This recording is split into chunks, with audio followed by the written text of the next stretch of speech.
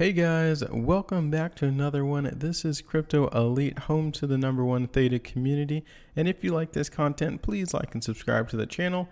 And you can find me on Theta TV as well. As always, thanks again for following me on Theta TV. I'm definitely trying to catch up to Wes Levitt, and I am getting closer day by day. But in this video, we are going to talk about the Theta network and how crypto regulation is evolving.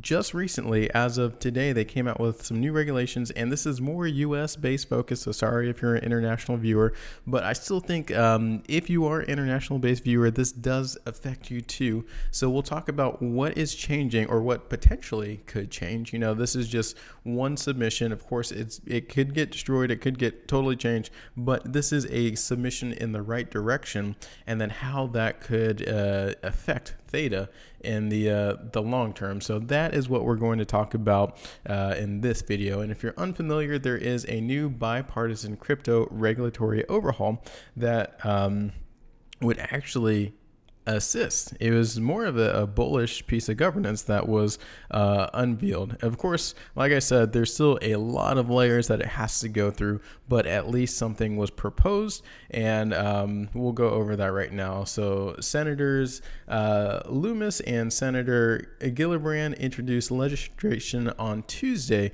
to create a regulatory framework for the crypto markets. And unlike previous frameworks where they just copied and pasted off of outdated material, for securities, they kind of started from scratch in a way, and they crafted something that makes more sense for this 21st century and these digital assets. So they introduced the first major crypto bipartisan legislation aimed at taming the Wild West, as they call it, crypto market on Tuesday, that would classify digital assets as commodities like wheat or oil and empower the CFTC, so the Commodity Futures Trading Commission, to rein in on the industry. So that is kind of a shift away from, turning cryptos into securities, which is what Gary Gensler would like to do with the SEC.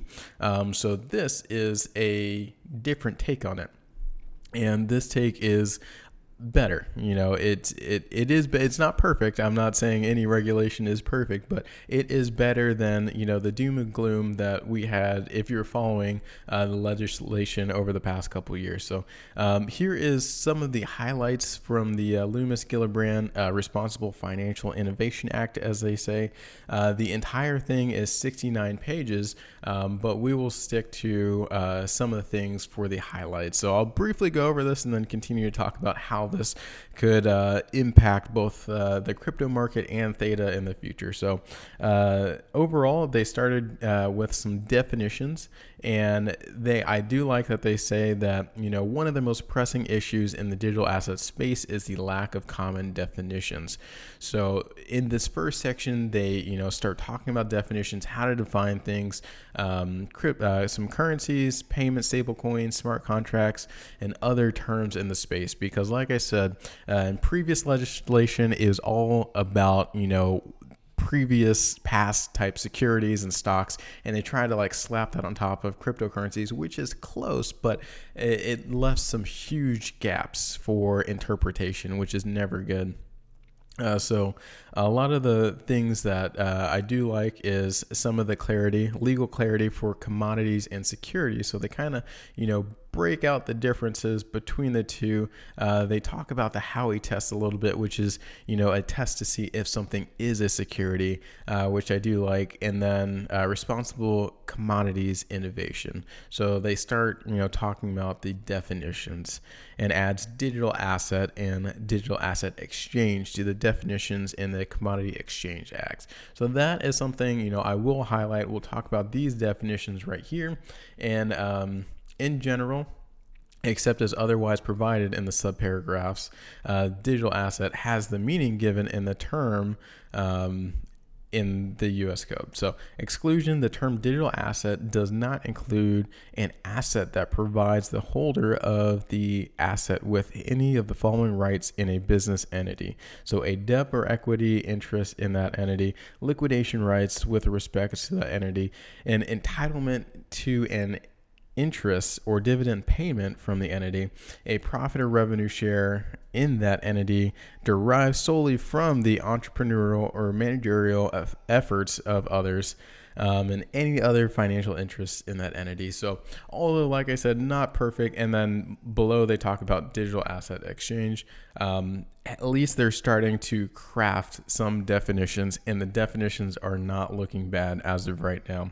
And this is good for the overall market. I would show you the overall charts, but I'm doing this on Tuesday, and I'm going to release it Wednesday. By the time the video comes out on Wednesday, the charts will probably look way different. So the charts as of right now, they're turning green. They spiked up. Nothing too crazy because, like I said, this is still very early on, but the overall crypto market did take a positive light to this. So this could open up some doors for certain things, like how companies could put Bitcoin on their balance sheet if there is defined definitions out there. If the US government comes out and says you need X, Y, and Z in order to be on your balance sheet, then that is something that a lot of companies they could do, because one thing that people talk about with Bitcoin and other cryptocurrencies is that it is an inflation hedge.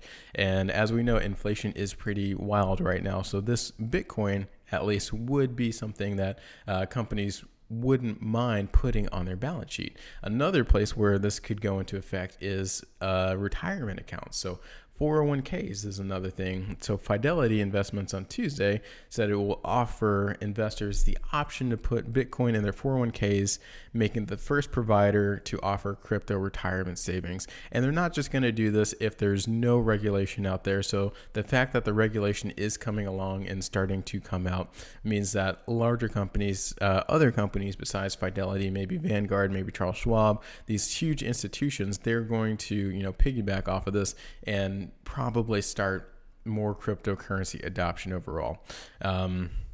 So another place that this is saying is it is going to give companies the ability to offer employees the option to invest up to 20% of their 401ks in Bitcoin.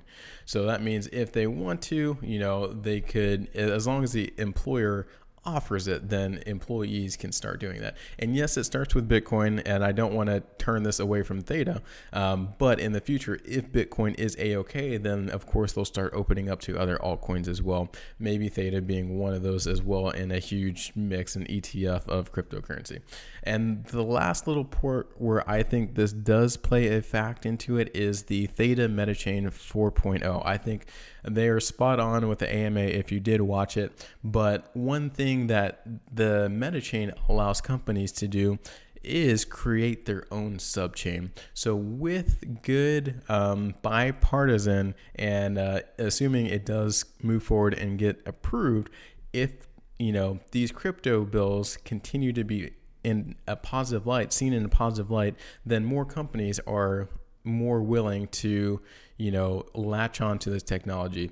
Therefore, more video streaming companies out there might be incentivized to create their own subchain. So using a Theta technology, not only the blockchain, but also the Theta Video API, as long as they see that there's not going to be anything wrong with using it in any of these bills, then yes, I think there's a higher likelihood that companies could continue and start even using this technology. So that is where I think this is a huge win for Theta in the long term. We'll definitely keep an eye out for these bipartisan bills, and I'll keep everyone up to date, but I think this is a step in the right direction. If you guys have any questions on this, let me know in the comments below, and I will see you on the next one.